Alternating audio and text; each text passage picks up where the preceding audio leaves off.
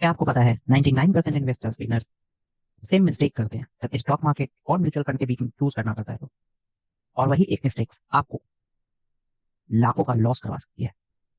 इस वीडियो में डिटेल में जानेंगे एक्चुअली कौन सा बेटर है आपके लिए, स्टॉक या फिर म्यूचुअल फंड, और क्यों 99% लोग गलत ऑप्शन चूज कर लेते हैं। हेलो फ्रेंड्स, मैं सीए सचिन के साथ स्वागत करता हूं आपका मेरे यूट्यूब चैनल में। अगर आप कंफ्यूज हो या डरे हुए हो कि पैसे आपको कहाँ इन्वेस्ट करने चाहिए, आपको बिल्कुल भी समझ नहीं आ रहा कि आपको स्टॉक मार्केट से शेयर्स बाई करने चाहिए या फिर आपको म्यूचुअल फंड में इन्वेस्ट करने चाहिए, तो आप इस वीडियो को एंड तक जरूर देखें, क्योंकि इस वीडियो में मैं डिस्कस करने वाला हूँ कंप्लीट डिटेल्स। स्टॉक मार्केट के क्या प्रोज हैं, क्या कॉन्स हैं, म्यूचुअल फंड के क्या फायदे क्या नुकसान है, और सबसे इंपॉर्टेंट आपके लिए क्या परफेक्ट होने वाला है। एंड एंड में एक स्पेशल सिनेरियो भी डिस्कस करूंगा जो आपको बताएगा कि आप स्टॉक पर्सन हो या फिर आप एक म्यूचुअल फंड पर्सन हो। सबसे पहले डिस्कस करते हैं स्टॉक मार्केट एक्चुअली में होता क्या है। तो आप इमेजिन करो, लाइक आप किसी एक कैफे में गए हो जहाँ पे आप कॉफी पी रहे हो, एंड आपको वो कॉफी बहुत ही ज्यादा टेस्टी लग रही है, एंड आपको ऐसा लग रहा है कि क्योंकि ये इतना टेस्टी कॉफी बना रहा है एंड कैफे काफी अच्छा वाइब दे रही है, तो ये कैफे काफी ग्रो कर सकती है फ्यूचर में। बट अभी कैफे समझो काफी स्मॉल स्केल पे है। आप ओनर के पास जाते हो और उसको कहते हो कि भैया आप इसको और ग्रो करो, मैं आपको फंड करना चाहता हूँ। आप उसको कहते हो कि आप इसमें 1% मुझे मालिक बना लो और मेरे से 10,000 रुपये ले लो। दैट मीन्स जो आप वो 10,000 दे रहे हो उसको, उस 1% के लिए, वही स्टॉक मार्केट में शेयर्स है। ये होता है शेयर। आपने उससे 1% उस कैफे की हिस्सेदारी ले ली अपने 10,000 के बदले में। अब इमेजिन करो, उसने 10,000 से कैफे को रीडिजाइन किया, थोड़ा मार्केटिंग थोड़ा एडवर्टीजमेंट करा और कैफे पॉपुलर हो गया। तो आपके हो सकते हैं 10,000 एक साल में 15,000 बन जाए, 20,000 बन जाए, 25,000 बन जाए, और फिर तुम उसको बेच के अपना प्रॉफिट लेके निकल जाते हो। और जब कैफे को प्रॉफिट होता है तो वो उसमें तुम्हें बोनस देगा, वो अलग। बट क्या सिर्फ प्रॉफिट ही है? नहीं, वहां पे रिस्की पार्ट भी है। अगर कैफे में कोई स्कैम हुआ तो, या मैनेजर ही चोर निकला तो, या कैफे का मार्केट ही क्रैश हो गया, लाइक कोविड आया था तो मार्केट क्रैश हो गया था, ऑफलाइन कुछ भी नहीं चल रहा था, या सिर्फ बैड न्यूज ही आ गया, तो हो सकता है कि आपका जो 10,000 है वो 1,000 पे भी आ सकता है। डेट मीन्स कि आप उसको सेल करके निकल जाओगे। अब क्या सोचोगे? कुछ ना से कुछ हाँ ही सही। इसलिए इंपॉर्टेंट है आपको जानना कि स्टॉक मार्केट क्या है एंड म्यूचुअल फंड क्या है। स्टॉक मार्केट के लिए तीन चीजें जो बहुत ही इंपॉर्टेंट है: टाइम, नॉलेज, एंड आपके अपने इमोशन पे कंट्रोल। टाइम, स्टॉक मार्केट के लिए आपको रिसर्च करना पड़ेगा 2-3 घंटे। अगर आप देख रहे हो कहीं पे किसी ने बोला कोई रिसर्च की जरूरत नहीं है, वो आपको पागल बना रहा है। नॉलेज, आपको फाइनेंशियल स्टेटमेंट समझ में आनी चाहिए, पी रेशियो, एंड बहुत कुछ। इमोशनल स्ट्रेंथ का मतलब है कि जब भी पैनिक हो या फिर मार्केट में करेक्शन हो तो आपको सेल डाउन नहीं करना है। आपको कब अपने इमोशन पे कितना कंट्रोल रखना है, क्या करना है। और तुम बताओ कि इन तीनों में आप किस में कॉन्फिडेंट हो? सच सच बताना कमेंट सेक्शन में। नाउ, म्यूचुअल फंड का मतलब समझते हैं। अब म्यूचुअल फंड का सीन भाई लोग ऐसा है कि अगर तुम, जैसे सपोज करो नॉर्मल पर्सन की तरह ही 10,000 रुपये तुम इन्वेस्ट करना चाहते हो, बट तुम अकेले नहीं हो सकता है तुम्हारे जैसे और भी बहुत सारे लोग हैं। तुम सब मिलके 10-10 हजार रुपये एक एक्सपर्ट बंदे को बुलाते हो। एक्सपर्ट बंदा कोई भी हो सकता है, सीएफए हो सकता है, सीए हो सकता है, या एमबीए हो सकता है, कोई भी जो तुम्हारे फंड को मैनेज करेगा। तो 10,000 अगर तुम देते हो, काफी सारे लोग मिलके, सपोज करो 10,000 लोग देते हैं, तो 10 करोड़ रुपए एक बंदा इन्वेस्ट करेगा, बट उसमें तुम्हारा पोर्शन होगा 10,000। और वो एक्सपर्ट को हम बोलेंगे फंड मैनेजर। ये बंदे फुल ट्रेंड होते हैं, जैसा कि मैंने बोला, CFA CA, लाइक प्रोफेशनल ही होते हैं। एंड बेस्ट पार्ट ये है कि फंड मैनेजर तुम्हारा 10,000 लेगा, वो मार्केट में बेस्ट अवेलेबल स्टॉक्स पे रिसर्च करेगा। एंड फॉर से एग्जाम्पल, वो 50 स्टॉक्स चूज करता है, तो 50 में से अगर 5 स्टॉक क्रैश भी होते हैं, नीचे भी जाते हैं, फिर भी तुम्हारे 45 स्टॉक्स तुम्हें कवर करेंगे। एंड इसी को बोलते हैं डाइवर्सिफिकेशन, यानी आप अपने रिस्क को मिनिमल कैपेसिटी पे लेके चल रहे हो। और सबसे बेस्ट पार्ट है, तुम 100 रुपये महीने से भी स्टार्ट कर सकते हो। एंड इसका नाम है SIP, सिस्टमेटिक इन्वेस्टमेंट प्लान। इसमें हर महीने 100 रुपये डेबिट हो जाता है, ना कोई तुम्हारा रिस्पॉन्सिबिलिटी, ना ही तुम्हें कोई रिसर्च करने की जरूरत है। बस एक बार अपना म्यूचुअल फंड चूज करो, सेट करो, and don't forget, time to time watch करना भी जरूरी है। नाउ, अगर हम स्टॉक मार्केट और म्यूचुअल फंड को कंपेयर करें, तो यहाँ पे आता है रियल शोडाउन। सबसे पहले, stock market extremely extremely very risky है। फॉर एग्जाम्पल, अगर तुम एक दो स्टॉक लेते हो, कंपनी अगर खराब हो गई या मार्केट क्रैश हुआ, बूम, तुम्हारा पूरा इन्वेस्टमेंट डाउन हो सकता है। रिलायंस, या रिलायंस छोड़ो, वोडाफोन आइडिया, क्या कभी किसी ने सोचा था वोडाफोन आइडिया जैसी कंपनी आज 8 रुपए 7 रुपए पे ट्रेड करेगी शेयर्स? वोडाफोन आइडिया को भी छोड़ो, क्या किसी ने सोचा था यस बैंक जैसे इतनी बड़ी बैंक आज इतने नीचे पे क्रैश हो जाएगी? किसी ने भी नहीं सोचा था आज से 5 साल 6 साल पहले, बट हो गई। तो एक ही कंपनी पे अगर आपने सब कुछ लगा दिया, तो ये काफी रिस्की है। वही बहुत सारे म्यूचुअल फंड में भी वोडाफोन आइडिया का पार्ट था, बट वहां पे स्प्रेड था, जो मैंने पहले ही बताया, डाइवर्सिफिकेशन। एंड म्यूचुअल फंड में सब कुछ प्रोफेशनल हैंडल करते हैं, तो उन्हें जब भी लगेगा कि यहाँ पे रिस्क है, तो वो वहां से आपके फंड को ट्रांसफर करके डिफरेंट फंड में लाएंगे। दैट मीन्स कि अगर आपके पास 30-40 कंपनी है, तो आप वहां पे अपने आप को सेफ प्ले कर पाओगे। एंड नाउ, कोई बहुत ही समझदार व्यक्ति आके ये कह सकता है कि मैं खुद ही 40-50 कंपनी में लगा लूँ, तो भाई तुम 40-50 कंपनी के बारे में रिसर्च कर पाओगे? क्या तुम्हारे पास इतना टाइम है? क्या तुम इतने वेले बैठे हो? अगर हाँ, तो ट्राई कर लो। नाउ, रिटर्न किस में ज्यादा मिलता है? क्योंकि एंड गोल हमारा रिटर्न एंड प्रॉफिट है। एंड सेफ प्रॉफिट, स्टॉक्स में ज्यादा पोटेंशियल है, टू बी वेरी ऑनेस्ट, लेकिन उतना ही रिस्क है। आपने सुना ही होगा, रिस्क है तो इश्क है, लेकिन पैसे के मामले में दोस्त नहीं। रिस्क है, बट पैसे से इतना इश्क ना रखो कि वो दर्द दे के चला जाए। तो अगर तुम जीनियस हो स्टॉक पिकिंग में, अगर तुम बिगनर नहीं हो, तो तुम 20%, 30%, 50%, हो सकता है 100%, 200% भी तुम स्टॉक में पैसे बना सकते हो। बट अगर नहीं, भाई, तुम अगर बिगनर हो, तो तुम उस 20%, 25%, 50% के चक्कर में -20, 25, 30, 50 भी कर सकते हो। एंड ये मैं नहीं, सेबी का डेटा बोलता है कि 85% इंडिविजुअल इन्वेस्टर्स जो है, वो म्यूचुअल फंड्स को बीट नहीं कर पाते हैं। सो रियलिटी तुम यहाँ समझ चुके हो। सोचते हैं हम स्मार्ट है, पर होते नहीं है। फियर एंड ग्रीड, जो लालच है, उसके चक्कर में हम बहुत ही गलत डिसीजंस ले लेते हैं।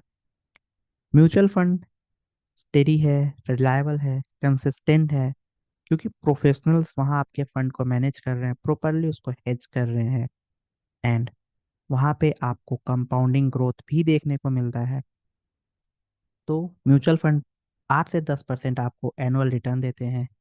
स्टॉक का एवरेज है साल भर, वही फंड दे देता है बिना टेंशन के।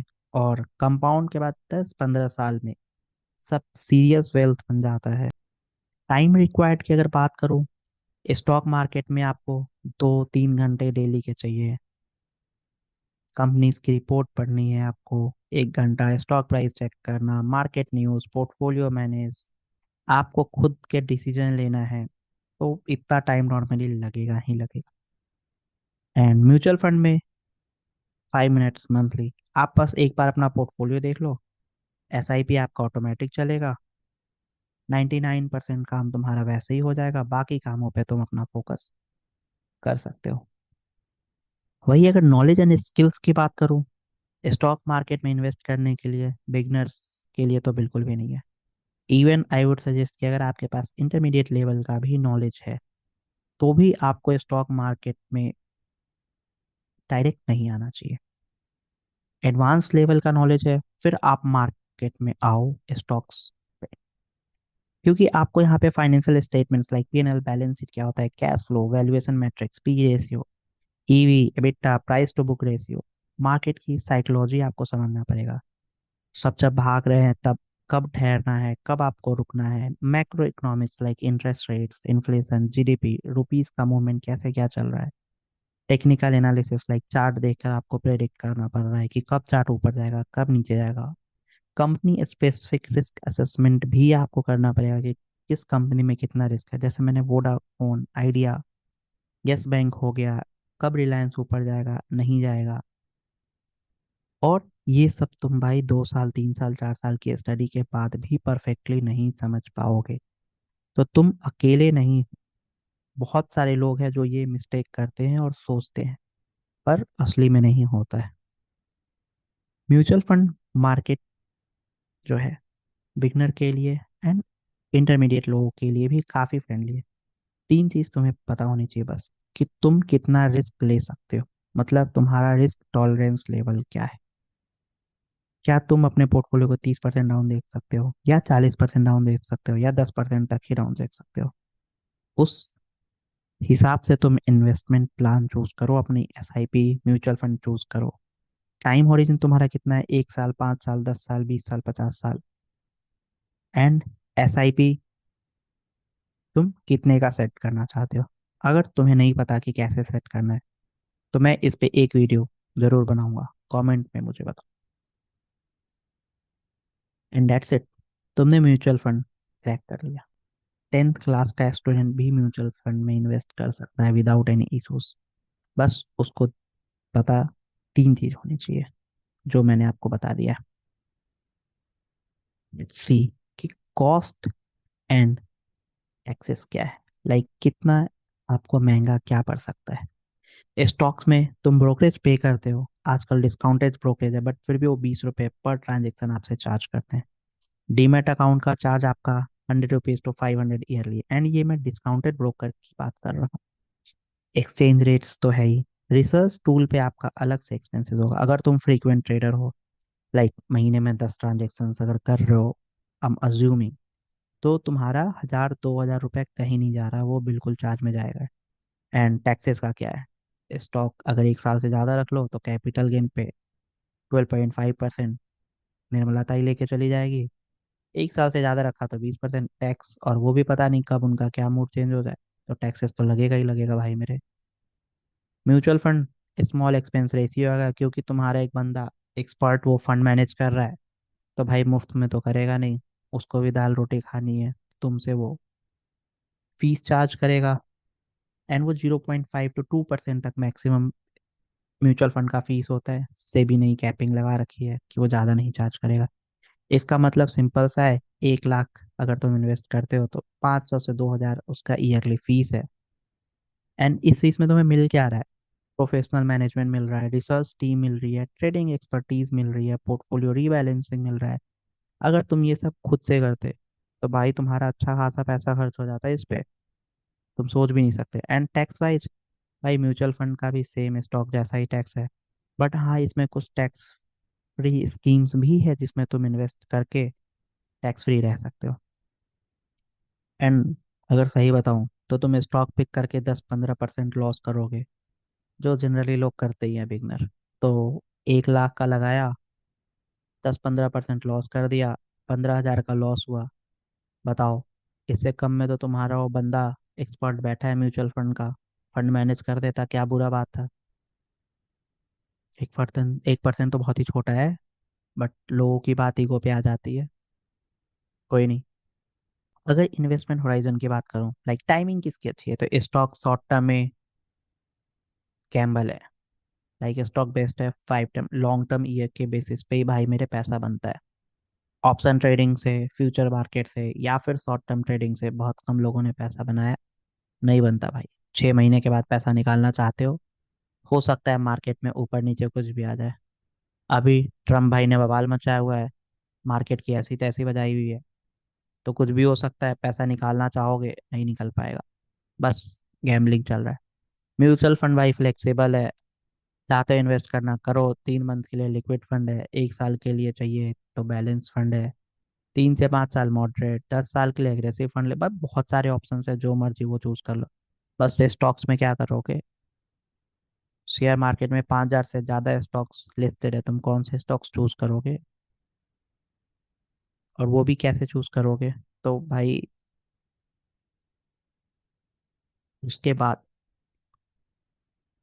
लाइक तुम वैसे सोच सकते हो कि अगर तुम्हारे पास 50,000 है, 5 साल का गोल है, और तुम सोच रहे हो कि 50 के मिनिमम तुम्हारा 75,000 हो जाए, तो क्या लगता है दोनों में से कौन सा पाथ चूज करना चाहिए तुम्हें। सोचो। पाथ 1, स्टॉक मार्केट में पैसा लगा दो।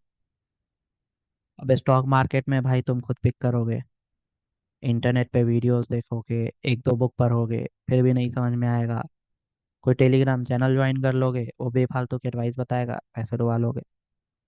मान लो तुम स्मार्ट निकल गए, तुमने अच्छे शेयर चूज कर लिए। क्या चूज कर लोगे, रिलायंस चूज कर लोगे, HDFC, TCS, Infosys, Bajaj auto choose कर लोगे। अच्छी रिसर्च कर ली तुमने, चलो अच्छे स्टॉक्स चूज कर लिए, रिलायंस अच्छा चल रहा है, TCS में थोड़ा इशू आ गया। ओवरऑल तुमने फर्स्ट ईयर में लॉस बना लिया 8%। दूसरे साल मान लो 12% का प्रॉफिट कर लिया, तीसरे साल 10% का प्रॉफिट कर लिया, चौथे साल फिर 5% के लॉस में चले गए। हो सकता है 5वें साल अच्छा हो जाए, 20% बना लो। टोटल तुमने 30% का रिटर्न बना लिया। 5 साल में 6% ही तो एवरेज बनाया तुमने। 6% में तुम्हारा 50,000 का 67 हो जाएगा। एक्सट्रीम सिचुएशन में मान लो तुमने 70-80 बना लिया, 90 बना लिया। बट वो तो तुम सोच में बनाओगे, एक्चुअल में 90 नहीं बनेगा। एंड इसमें टैक्सेस लगेगा, ब्रोकरेज लगेगा, डीमेट चार्जेस लगेगा। जो 50 का 6% के हिसाब से तुमने रिटर्न बनाया, उसमें तो 62,000 ही तुम्हारे पास आए। तो रियल प्रॉफिट तो 12 ही हजार हुआ तुम्हारा। एंड सबसे इम्पोर्टेंट बात, जो तुमने टाइम उसमें बर्बाद किया अपना, हफ्ते का अगर 2 घंटा भी मैं मान के चलूँ तो तुम्हारा 400-500 घंटा तो बर्बाद हो गया। हो सकता है जब मार्केट नीचे आओ किसी दिन, हो सकता है किसी दिन तुम्हारा पोर्टफोलियो तुमको -50% दिख रहा, तो तुमने जो स्ट्रेस लिया वो अलग। और मिस्टेक्स वगैरह तो छोड़ ही दो, इमोशनल डिसीजन है, उस पर तो मैं जा ही नहीं रहा। म्यूचुअल फंड्स, जो गाय भाई म्यूचुअल फंड कर रहा है, वो कह रहा है चल मैं SIP करके भूल जाऊंगा। अब अज्यूम करते हैं भाई कि उसने एक इंडेक्स फंड चूज कर लिया। मान लो भाई Nifty 50 इंडेक्स फंड भाई ने चूज कर लिया, 10,000 रुपये की जगह मान लो, मतलब 1,000 रुपये भाई डाल रहा है Nifty 50 में, कह रहा है मैं 5 साल के लिए 1,000 डालूंगा। भाई बुरा से बुरा भी रिटर्न देगा, एवरेज 9% तो रिटर्न देगा। तो 9% रिटर्न में 72,000 का उसने इन्वेस्टमेंट करी, तो बट एक्सपेंस रेशियो हो गया, टैक्सेस वैक्सेस मिला मिलू के, फिर भी 65,000 और 67,000 के आसपास तो अप्रोक्स बता रहा हूँ, बहुत ही लोअर साइड में, इतना तो पैसा भाई बनाएगा ही बनाएगा। तो क्या फायदा हुआ तुम्हारे 400-500 घंटे का, रातों की नींद खराब करने का, इतना स्ट्रेस लेने का फायदा, जब म्यूचुअल फंड वाला बंदा तुमसे ज्यादा पैसे बना के घर में चैन की नींद सो रहा है। सोचने वाली बात है, सोचो। दोनों 5,000 का, ये तो 1,000 की बात है। अगर यही मैं कहूँ कि भाई एक भाई 50 लाख डाल रहा है, दूसरा म्यूचुअल फंड वाला भी उसमें 1-1 लाख रुपए महीने के डाल रहा है, तो सिचुएशन डिफरेंट। टाइम भी कम, पैसे भी बचाए भाई ने, वो टाइम कहीं और लगा लिया। तुमने स्टॉक मार्केट में 2 रुपए कमाने के चक्कर में लगाया, उसने सोचा म्यूचुअल फंड में 10 रुपए और कैसे डालूं, उसने दूसरी जगह का टाइम लगा दिया अपना। तो समझ ही चुके होगे कि क्या प्रोज एंड क्या कॉन्स है। अभी भी नहीं समझे तो आओ फाइनल ब्रेकडाउन में बताता हूँ म्यूचुअल फंड और स्टॉक मार्केट के पे क्या प्रोज एंड क्या कॉन्स है। स्टॉक मार्केट का अगर गुड पार्ट देखो, हाई रिटर्न पोटेंशियल है। अगर तुम स्किल्ड हो तो तुम अगर अपने डिसीजन पे कंट्रोल कर सकते हो भाई, तो ये फायदे में रहोगे। कोई फीस तुम्हें नहीं देनी पड़ेगी एक्सपर्ट को, सिर्फ ब्रोकरेज पे करना पड़ेगा। बाकी कंपनी के तुम खुद मालिक बन गए, क्योंकि स्टॉक तुमने खरीदा है तो ओनरशिप मिल जाती है।